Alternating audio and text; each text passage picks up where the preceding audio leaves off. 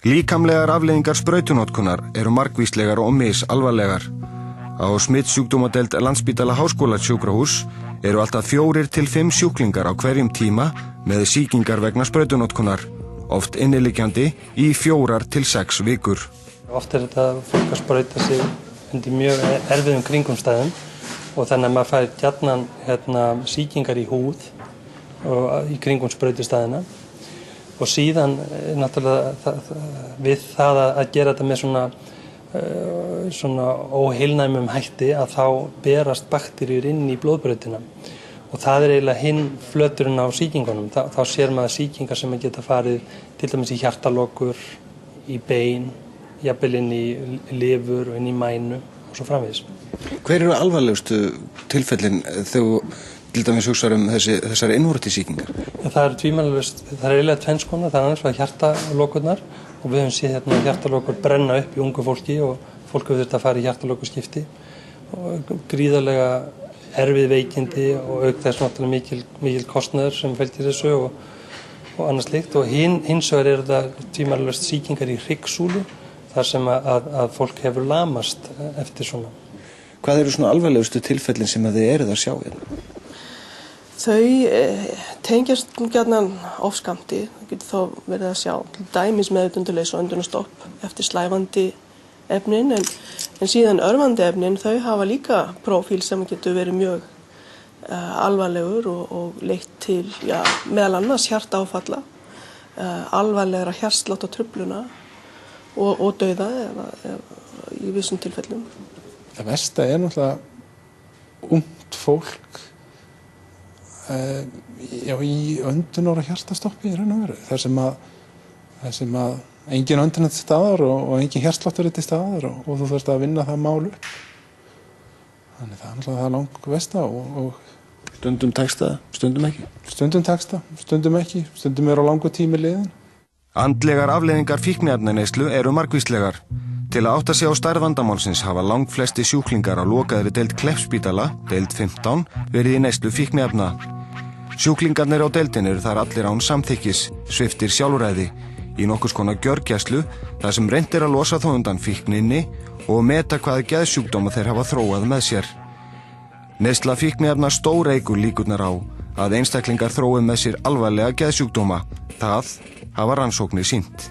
Eins og ég sé þetta, þá vitum við á unga aldri þá eru sumir sem fá geðklofa hvort sem væri neytendur ekki. En það er þarna hópur sem fær einkennin vegna þess að hann notar efni. Óvíst hvort hann hefði sloppið eða ekki.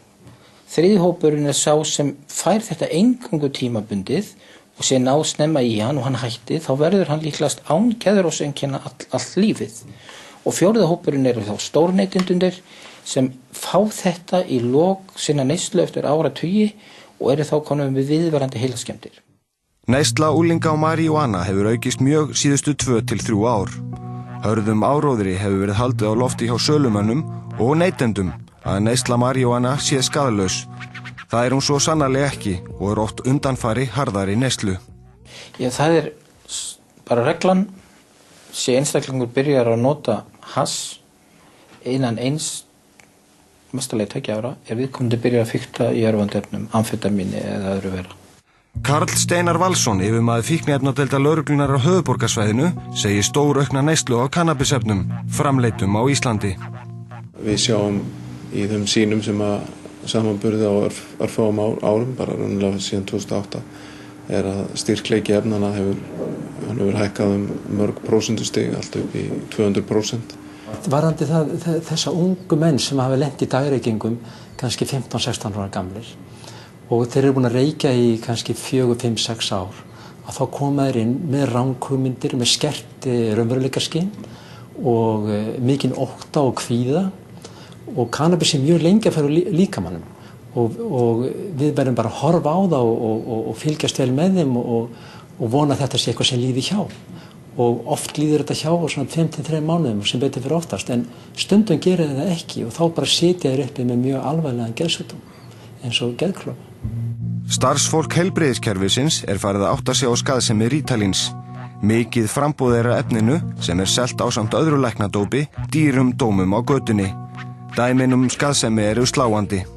Já, við höfum séð sem sagt einstaklinga raun og veru eftir bara nokkra klukkutíma þróa geðrof mjög svæsið og hjá sömu einstaklingum getur þetta gengið svo hratt að fyrst kemur smá örlindi og einhver ánægja efninu en strax á eftir kemur gífurleg vanlíðan með ránkomyndum, aðsóknarkennd, jafnvel sjálfsvígspælingum, flóttahugsun og yfirleitt bara hálfgerðu æði og að lokum endar þessi strullun oft í viðvarandi hugsunartruflun með þreytu, sljóleika og það getur tekið þessi einstaklinga vikur, jafnvel mánuði að komast út úr þessu ástandi.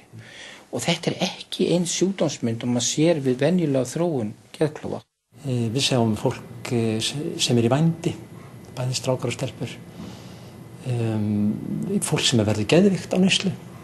Fólk sem getur hvorki verið edrú eða í neyslu miðar edrú þá ælir það og missir hægðir og martræðir.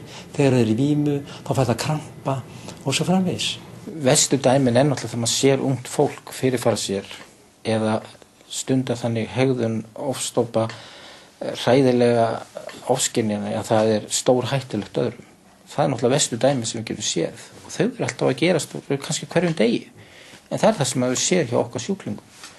Okkar sjúklingar í margfalt meiri áhættu að deyja fyrr. Þannig að dánatíðni þeirra líklegast 100 til 200-falt hærri lágmark. Ungt fólk á ekki deyja. Kastljós fékk Hagstofuna til að taka saman dánartölur andlát Íslendinga vegna eitrana tengdum fíkniefnaneyslu á árunum 2001 til 2009. Tölurnar eru sláandi. Þrátt fyrir að þær gef ekki rétta mynd af öllum andlátum vegna áfengis- og fíkniefnaneyslu. Þau eru mun fleiri á ári hverju.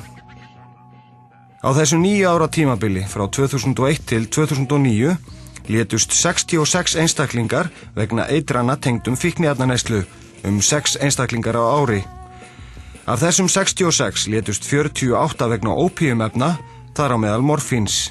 14 létust vegna methadons og annarra smíðaðra fíkniefna.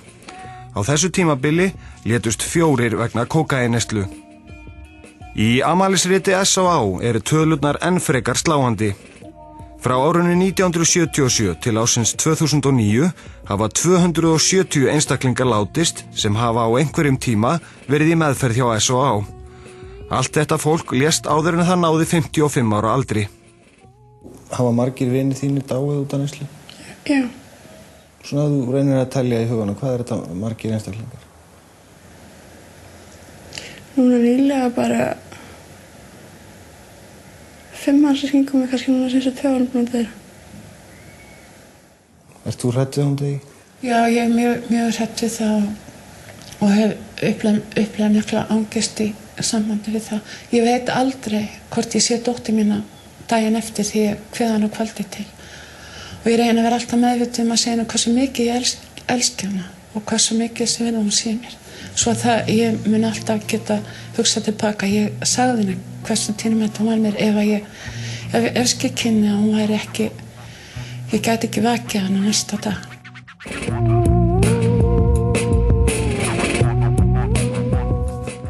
Já, viljum taka það fram að í umfjöllun okkar í gær var vitnað í ranga lagagrein.